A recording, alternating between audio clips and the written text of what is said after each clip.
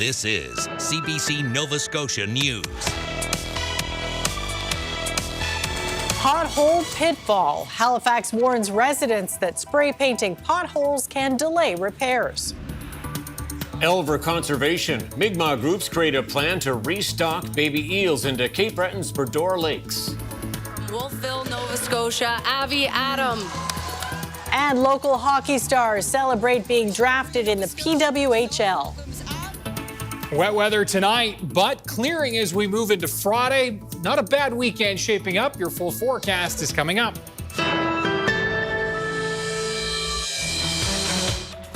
Good evening. A friendly warning tonight from the Halifax Regional Municipality. It's encouraging people to notify them about potholes through the proper channels. Yes, some people have taken to spray painting potholes themselves in the hope that they get fixed quicker.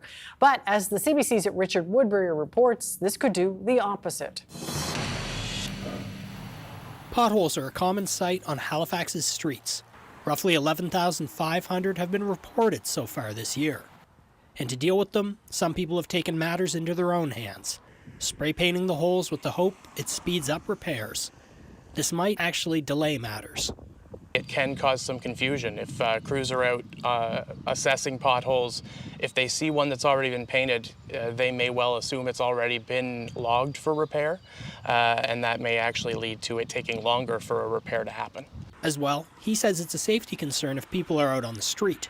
Fulton says people should call 311 or file a report online to get them fixed.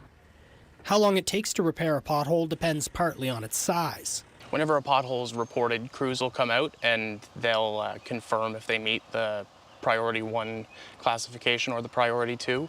So 25 centimeters wide and 8 centimeters deep, that's a priority 1 pothole, and anything smaller than that would be a priority 2. The other factor that determines repair times is what kind of road a pothole is located on. If it's priority 1 on a major road, the standard is 7 business days. But if it's a side road, it could take up to 30 days for the repair. For this pothole in Fairview, while it's more than wide enough to meet the priority 1 requirement, it's not deep enough. So that's about 7.5 centimeters, so that's a little less than the standard you mentioned. Priority 2 potholes, regardless of the type of road, could take up to a year to get repaired.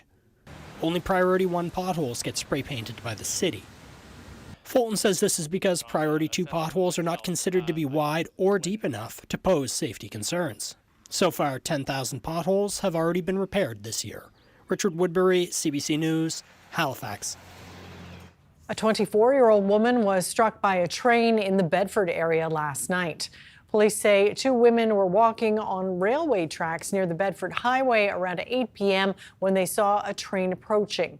As they tried to move off the tracks, one of the women was struck by the side of the train. The woman received treatment in a hospital but is expected to recover. Nova Scotia's highest court has overturned one of the murder convictions against Adam Drake and ordered that he face a new trial in the killing of Tyler Kaiser in November of 2016. Drake was convicted of first-degree murder following a judge-alone trial. Security video released at his trial showed the 2 men standing on a sidewalk on Gottingen Street the night Kaiser was killed. One of those men was Morgan Harrington. His testimony identified Drake as the gunman.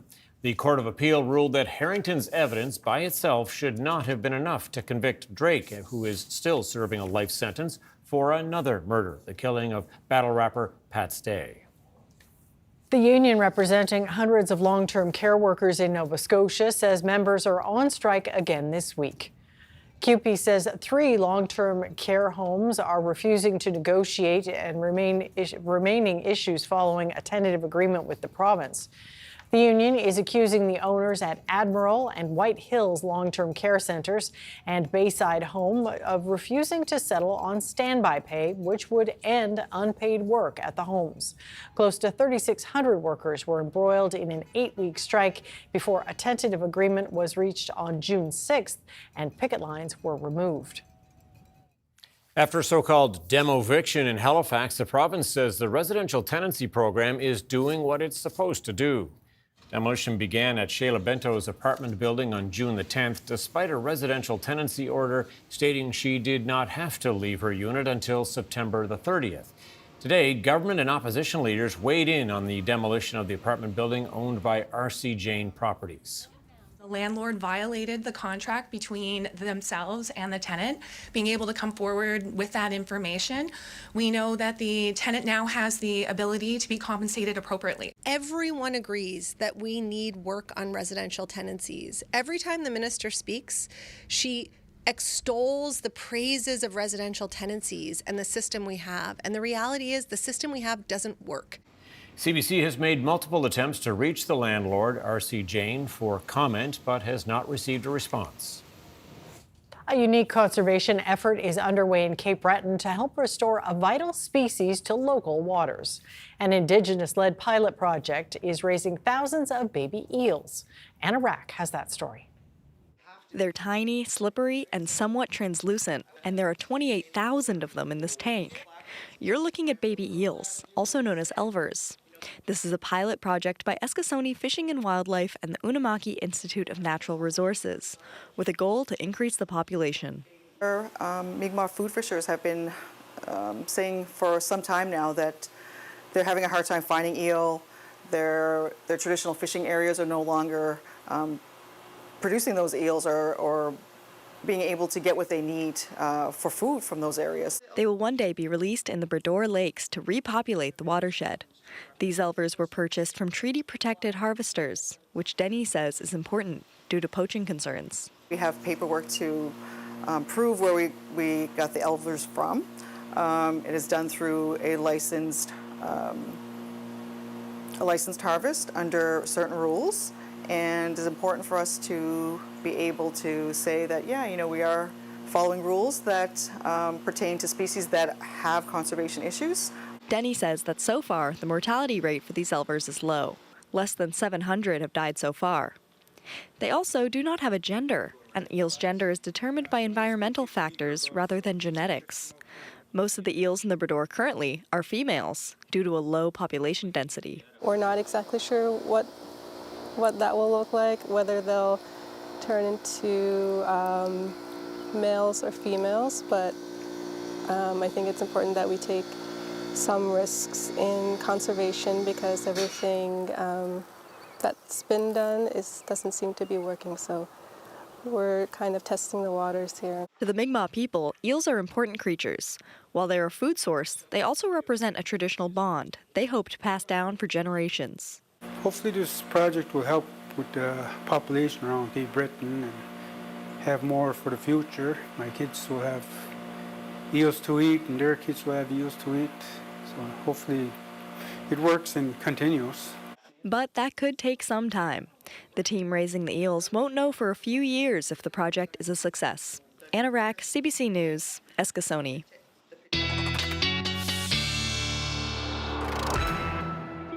All right, let's check in on the weather forecast now. Here's Ryan Snoddon. And a nice day. Yeah, absolutely. Increasing clouds, but still nice. A couple of showers starting to work their way in to western areas as of this upper hour, but it is going to be really through the evening that we'll start to see that wet weather moving in. A wet night, but Friday, it's all about the clear out. Few lingering showers, western central areas early to mid-morning, and then the clear. Cape Breton clearing as we move throughout the afternoon, and a really nice Friday afternoon and Friday evening. Temperatures popping nicely into those low to mid-20s. Let's show you the timeline of this. There's the wet weather, around 5 to 10 millimeters tonight. So a little drink for the grass in our gardens, and as we work our way into Friday afternoon, note the clear out, still a lingering chance for an isolated shower for Friday afternoon, and that is the name of the game this weekend as well. Some sun, some clouds, some shower chances. We'll walk you through that in a few minutes. First, some new research shows an important system of the Atlantic Ocean currents is slowing down due to climate change, and an eventual shutdown of the AMOC would bring significant impacts to Atlantic Canada. Do you remember the 2004 apocalyptic movie, The Day After Tomorrow? While the planet being thrown into another ice age was ultimately Hollywood fiction, the root cause of the climate shift in that movie was based on science. And now, scientists are increasingly concerned about something called the AMOC. So what is the Atlantic Meridional Overturning Circulation, or AMOC? In short, it's a massive system of ocean currents which are acting as a global conveyor belt, carrying warm surface water into the North Atlantic, where it sinks into the deep ocean and then returns southward. Eventually, that water overturns back to the surface, completing the cycle.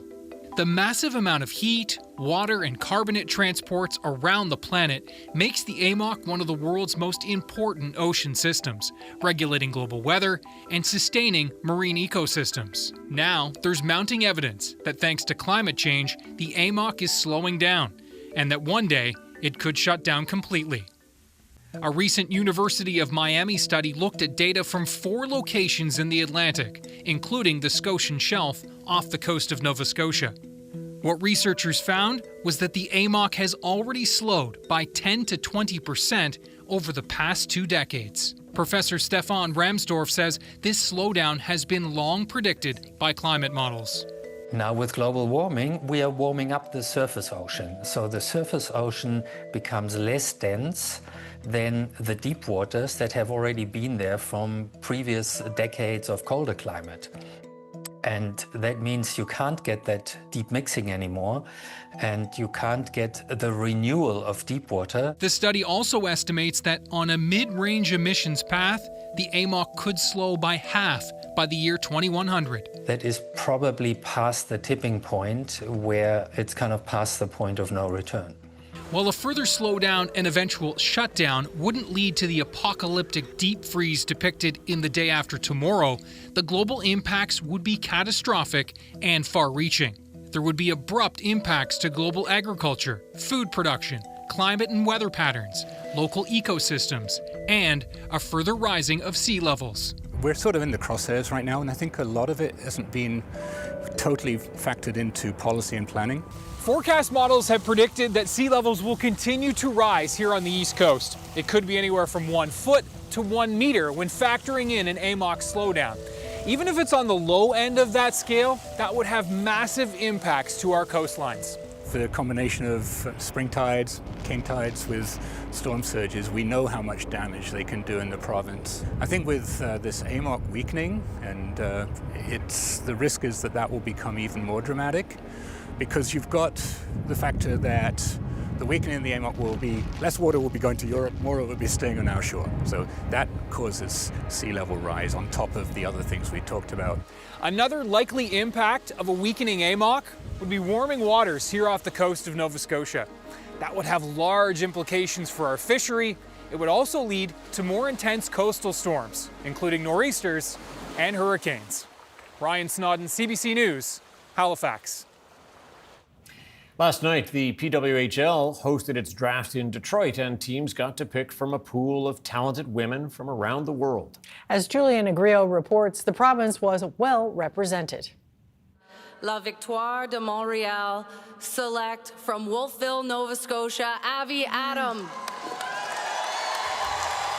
And so, the 22-year-old achieved the lifelong dream to play hockey professionally. And for the defending PWHL champions nonetheless.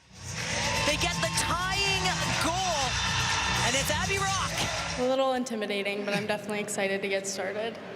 Adam played with Cornell University and was picked 24th overall. That's in the first round of the draft, putting her amongst the most wanted players. She's going to play as a forward.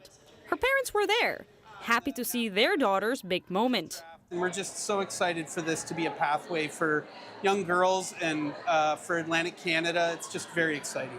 She and her coach, Corey Chavry, already have something in common. They are both proud Nova Scotians. PWHL Hamilton selects Megan Woodworth. Megan Woodworth from Berwick will be lacing up for a brand new team in Hamilton, a city that was part of the expansion of the league. Another forward, she played for University of Connecticut. In her university career, she was described as coming through in the last second and scoring game-winning goals. I like to just go out there and have fun and occasionally hang around the net, and if you stay there long enough, the puck comes to you and you can just put it in. Both Nova Scotians join an impressive list of players from this province in the PWHL. Next season, both Adam and Woodworth will let the world know what the Canadian East Coast has to show. Juliana Grillo, CBC News, Halifax. And we've got Ryan up next with the full weather forecast. We'll see you on the other side of the break.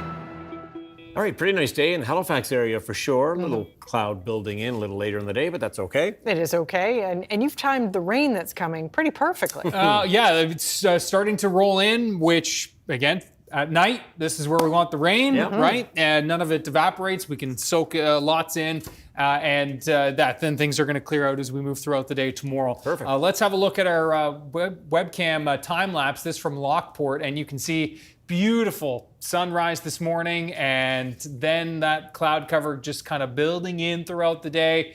You'll see here at times a couple of fog patches rolling in from time to time. But overall, it's been one of those days that's been a bit variable here across the province. And again, you can see that cloud cover a little bit thicker this afternoon with some of those fog patches trying to work in. We'll see more of that tonight with the fog rolling in. There's a live shot right now at Lockport Crescent Beach. Beautiful stuff, thanks to Nova Scotia webcams. And temperatures along that south shore in that 12 to 14 range right now. 16 in Halifax, 20s the Northumberland shore, and into Cape Breton. Now, looking at the winds, they have already started to roll in from the southeast, near 20 kilometers per hour. We're going to see some stronger gusts tonight, near 40 kilometers per hour. And lace wet winds will gust 60 to 80 kilometers per hour overnight, just shy of a lace wet wind warning there. We've been seeing some showers rolling up into the Bay of Fundy, a couple of very isolated showers that have been trying to push up into central, but those have been evaporating. We definitely have seen some showers in and around the Tri-County area in the last couple of hours here, and more to come as the system does track in. Cooler air on the backside of this system. A loft will move in and sit overhead for us this weekend, just keeping things a little on the unsettled side as we look at those temperatures across North America and have a look at the rainfall outlook for tonight and into tomorrow. We're looking at generally 5 to 10 millimeters with this system. A few pockets that could be heavier, hopefully, through this corridor where that's where it's been driest really over the last calendar year. And as we look at the forecast for tonight, we are looking at temperatures ranging between 11 and 14 degrees. The winds in from the southeast and then becoming southwest for you folks in western Nova Scotia. For Cape Breton, as I said, gusting to 50 for the island, but gusting 60 to 80 for northern Inverness County. Now, as we look at the forecast for tonight, showers moving in, the main line of rain, again, not really going to be amounting to a whole lot, but the 5 to 10 millimeters coming down at a pretty good clip. You could hear even a rumble of thunder as this main line does track through, and it's been speeding up throughout the week. This has just been getting faster and faster, and so now it looks like Cape Breton with the rain early on tomorrow morning. The rest of the mainland, a chance for a shower early to mid-morning, and then clearing out. By the time we get to late morning and early afternoon, we're all into the sun and cloud. There is a very slight chance for a pop-up shower here across the east and northeast parts of the province for Friday afternoon, but it is indeed very isolated risk. Most of us are going to see a pretty nice afternoon shaping up. Temperatures across Cape Breton tomorrow ranging between, for most, 20 to 24. A bit cooler in those onshore winds, Richmond County and back towards Victoria County. We're going to be in the low to mid-20s through the eastern parts of the mainland, central. Looking at with that southwest wind, temperatures staying a bit cool along the coastline for tomorrow, so a heads up on that. We are going to be looking at the same kind of a deal for places like Parsboro, onshore wind there, and the Tri-County area with the temperatures, with the winds coming in off the water. And the water temperatures are warming up, 10, 11 degrees, so we're chipping away, but still that sea breeze having an impact. Now for the weekend, that low moves off. Just this cool pocket of air, as I said, spilling in and across the region, keeping things unsettled. So sun and clouds Saturday, and then increasing clouds and scattered showers are going to be on the go for Saturday afternoon into Saturday evening. Temperatures ranging between 18 and 22 for Saturday. And then for Sunday, it does look like, yeah, we're going to see a little more sun and cloud in the mix than, say, 24 hours ago we were thinking, but still, indeed, the chance for some showers. And I think Sunday, with this onshore flow here in Cape Breton in the northeast, temperatures are going to be cooler here, like mid-teens. But across the central and western parts of the province, we should climb into the 18, 19, 20 range. So a bit of a variable day for the first day of summer, and, of course, Father's Day on Sunday. But riding that seasonal mark through next week, hopefully Tuesday, a pretty good shot of some wet weather as well. It's always nice to see those. All right, absolutely. For sure. Thanks so much for that, Ryan. Thank you, Ryan. Thank you. Halifax Harbour will be bustling this weekend. The F1 of sailing, Sail GP, is returning to the city. It is a high-speed, high-tech boat race. More than a dozen teams from around the world will be tearing through the harbour for the Canada Sail Grand Prix. Brett Ruskin has a look ahead at the competition. Welcome to Halifax and welcome to Sail GP. Take a look behind me. This is the Halifax Harbour. There's all kinds of new additions this week and this weekend. So take a look at these colorful buoys. These are the course markers for this sailing event. Nice sunny day today. You can see the crane behind me here. That is what's going to be used to lift and transfer the boats from this tech site you see behind me here into the water. So take a look. These are the areas, the different bays that each one of the teams uses, and everything is brought here in 115 different shipping containers from different countries and different cities. So far, this tour has seen visits to Dubai, to New York City, Dubai later on in the season, New York City. It visits Sydney, Valencia, Geneva, and now Halifax. So each one of these sailboats are called the F50. They are each identical. You can see a team from Switzerland, you can see teams from Italy, from the United States, from Germany, and here is Team Canada. Let's go take a look. So again, these are highly technical, highly kind of high quality build sailboats made of carbon fiber, made of titanium, made of high strength, high tensile steel as well. And they are foiling sailboats, which means that they have pieces that come down into the water that help to essentially be an underwater wing that lifts the boats up out of the water, helping them to achieve those speeds of more than 100 kilometers per hour. Let's see how far in I can go here. You can see, again, it's a catamaran. So this is the netting that the crews aboard will be running from one side to the other, depending on the strategy, depending on what they have to do to turn the boat in for the races. So again, this is an event here that there have been more than 12,000 tickets sold. There's going to be tens of thousands of other people who are watching from the Halifax side of the harbour, from the Dartmouth side of the harbour. Again, this is the only Canadian stop for Sail GP, essentially the Formula One of sailing, and it all happens this weekend. Again, this is the underside of the Canadian team boat here getting ready for Sail GP. Brett Ruskin, CBC News, Halifax.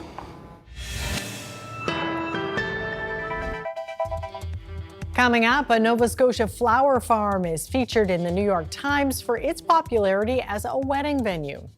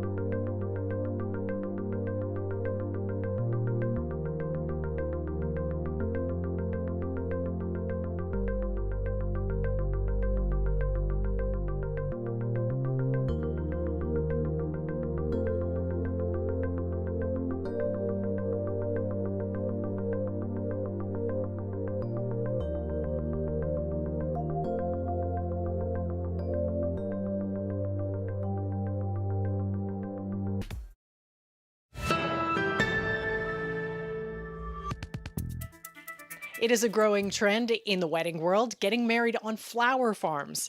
Right here in New Ross, a local business has been featured in the New York Times about just that. And I'm here with Susan Larder and Carol Millett of Forage Florals. So big news being in the New York Times, of course. How does that feel? Well, it's an honor and a privilege, and we're just so excited that we're part of this movement and have been from the ground up. So, the slow flower movement, what is that? It was started by an American journalist, Deborah Prinzing, and she's been traveling all over the world and garnering interest to overcome the transport, all the sort of high environmental cost of the floral industry, but just to celebrate people doing it in this more natural way. And flower farm weddings is an extension of that whole movement. And how has your phone been? Has it been ringing off the hook since? We have had a lot of inquiries for sure, and a lot of subscriptions to our newsletter. And yes, it's been great, and it gives us an opportunity as well to promote other local flower farmers. There's about 30 flower farmers in Nova Scotia, so I mean it's great for everyone.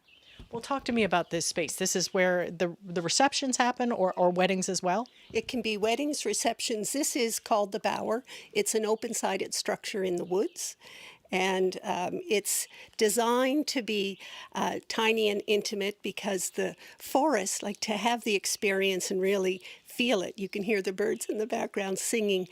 The bigger crowds facilitate that. Smaller crowds, rather, facilitate that. So what are people telling you when they choose a venue like this rather than, a big elaborate wedding?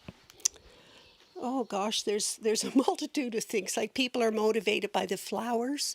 There's people have historic connections. People will often bring peonies from their homelands and things like that. So I've peonies that have come as far away as PEI to be in weddings because those connections to the land and to their heritage really matter to people.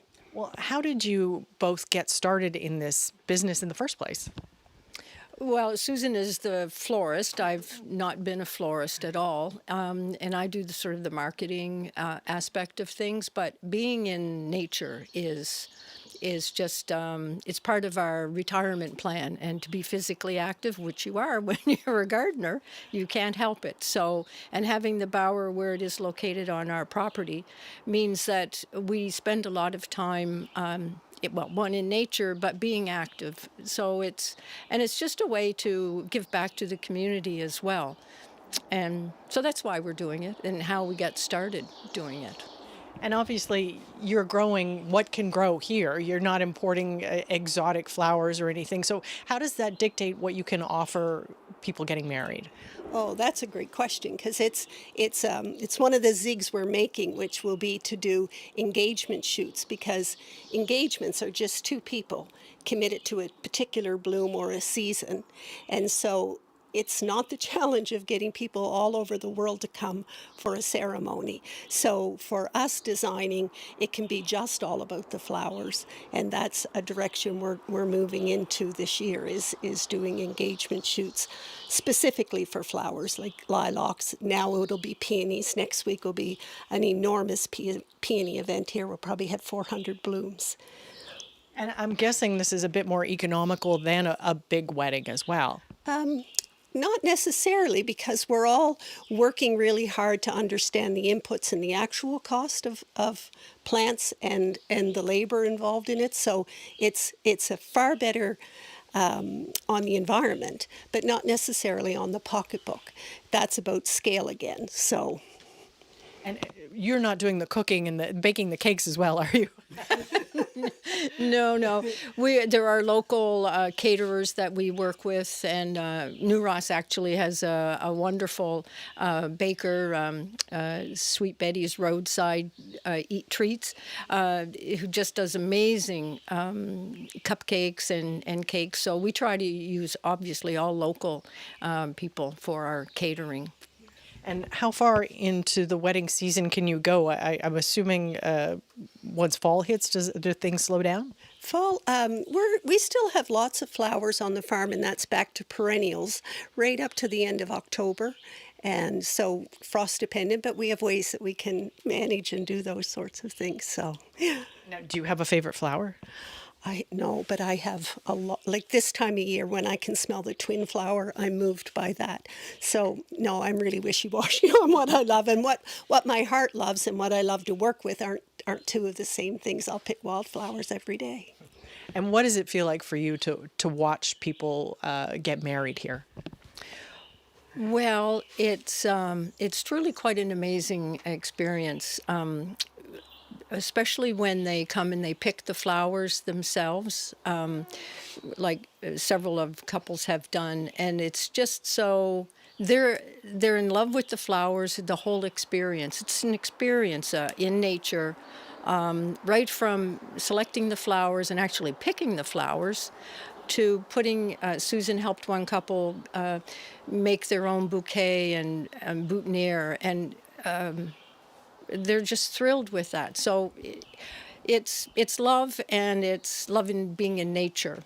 So, I mean, what's not to love about it? Well, thank you very much for your time. We appreciate it so much. Our good pleasure. Thank you. Thank you very much.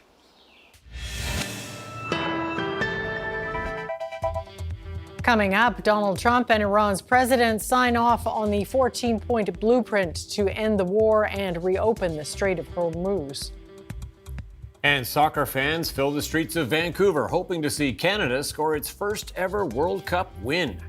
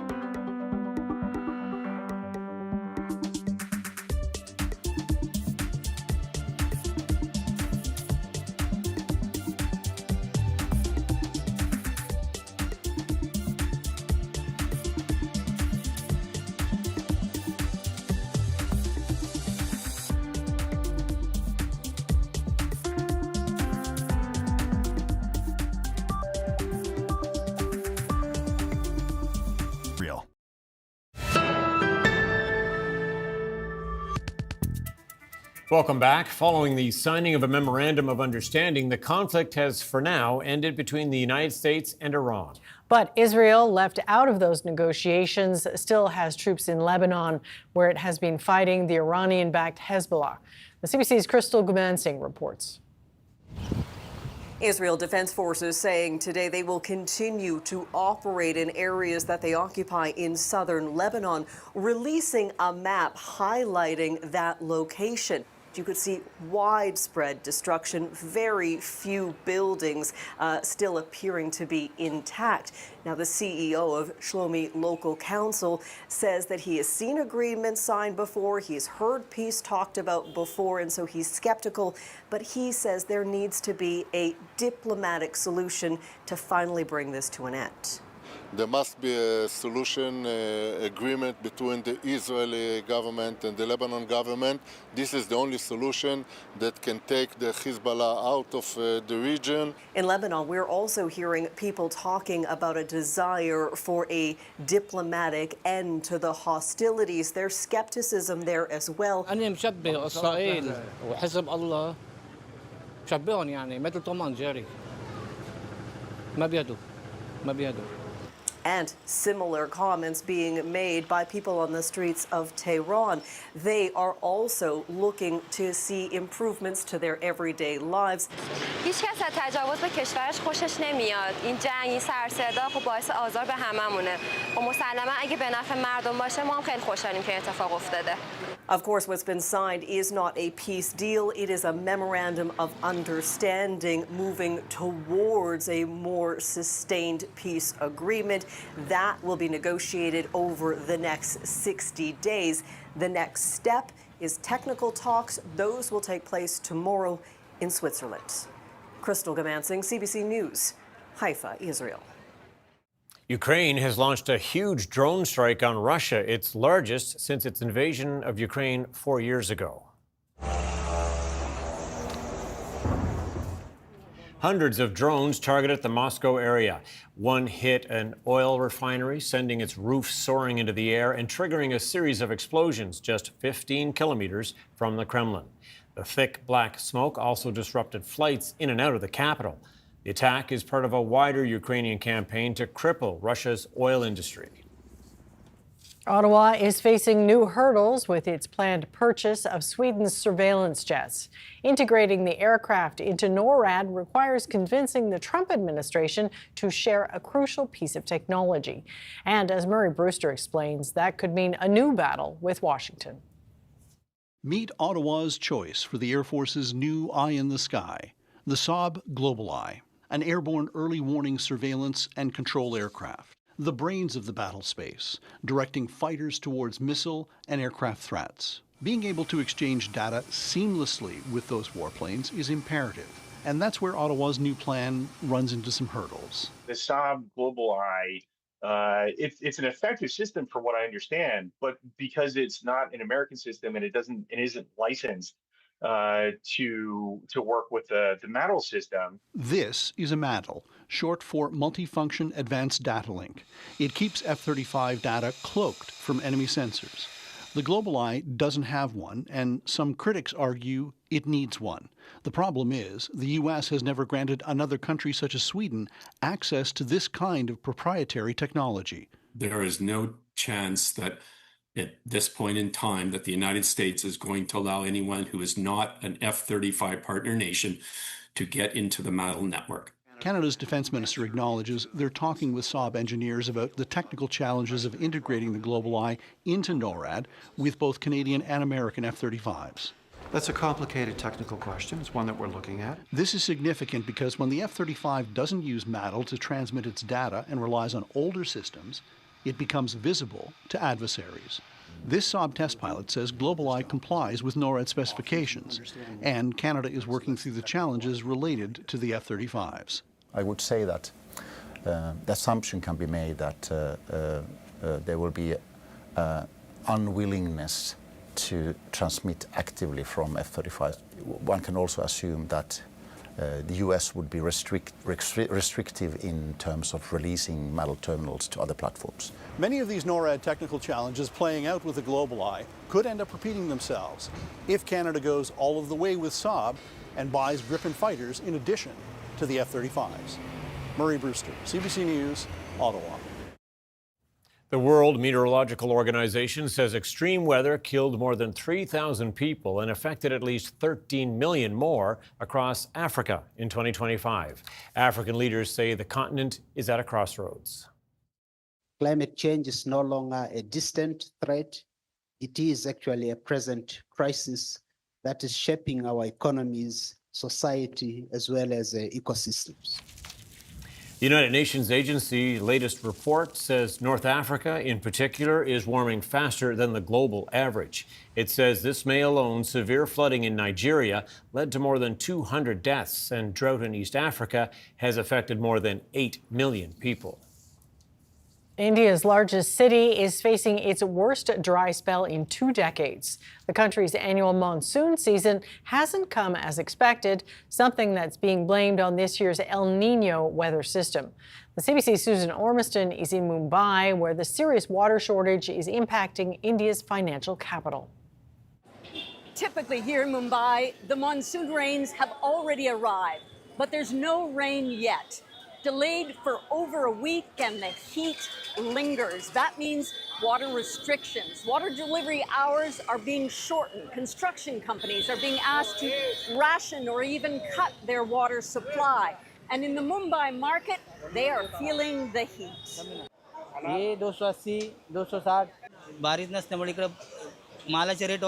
Vijay says with the delayed rains, fruit prices have gone up. The fruits are spoiling more quickly, and mangoes especially don't last. The heat has continued longer with no breaks from the rain. Anwar tells us the weather is much hotter. We are getting heat rashes. There are only 2 washrooms here, and as of today, only 1 is working because of the water shortages. State reservoirs have dropped to 1/4 their total capacity. Rainfall overall in India over the last 2 weeks is sharply down. It's the driest June so far in Mumbai in 2 decades. This year it is more than a week, so it has not yet reached here. Meteorologist Bikram Singh shows us how the monsoon has stalled in the south. The cloudy, rainy conditions are moving slowly north and from east to west. This dark area is Mumbai area and there's no monsoon. The culprit, in part, is the El Niño weather system, weakening the annual monsoon and the debilitating heat last May in much of India. More frequent heat wave conditions, longer duration also. This year especially we have felt it. Worrisome, as this country relies on the monsoon rains to water the land and fill the lakes and reservoirs. Weak monsoon is problematic if you don't get enough rain. Certainly, because 80% rainfall, 80% we get from the monsoon. Indian economy, it depends on the monsoon. The rains have started further south and they are expected here sometime later next week. But even a few weeks delay affects the overall water supply. It's another sign of heat stress and climate change in one of the country's most susceptible. Susan Ormiston, CBC News, Mumbai.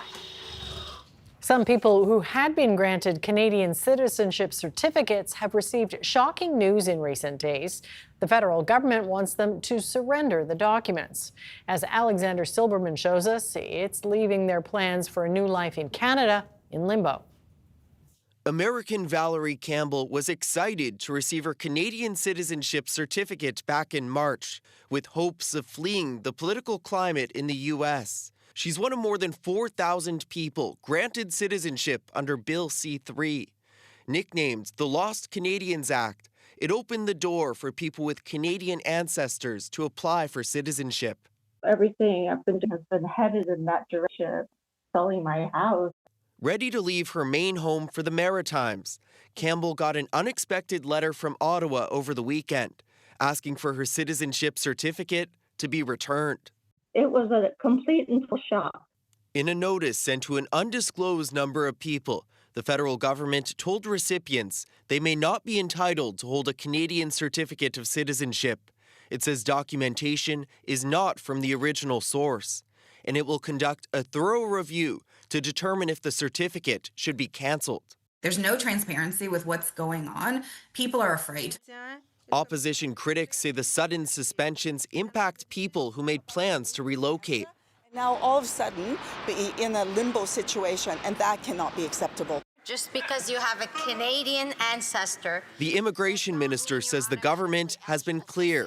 Each applicant must link their ancestry generation per generation through verified, authenticated documents.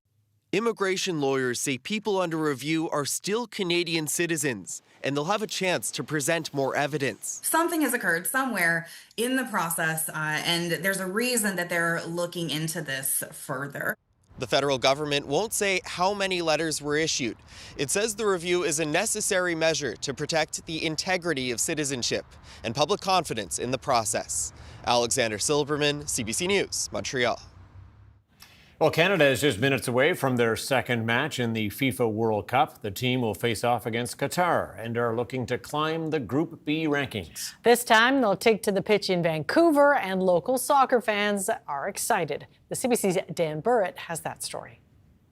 Granville Street here in downtown Vancouver is one of several fan sites closed to just pedestrians, with all sorts of photo ops and pop-up patios and foosball and other amusements as this region gets set to host the second Men's World Cup match to be played at BC Place.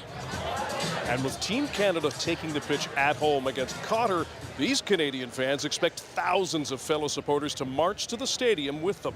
Everybody's being asked to wear red, be loud, show your support for Canada, get ready to be holding banners, singing, waving flags. Come with your friends, your family. Mike Brazil says Team Canada is setting an example for future players. They see a real chance for Canada to be in the World Cup and be a real contender and do well. And I think that's going to mean everything. This has set the pipeline, I think, up now for a long time for us to be in the World Cup and deserve to be there and make people afraid of us. Nikki Brown is visiting from Calgary. Amid concerns about Alberta's separatism, she says Team Canada is a great focus. I am thrilled to be amongst everybody celebrating our country and just enjoying the atmosphere of what it is when we all come together to celebrate a team. Fans of Qatar, meanwhile, are also feeling confident. Friendly game, and we don't have any problem, but we will win. During the game, we are fighting Canada. After the game, we are brothers and we love Canada. Give me a hug. Okay.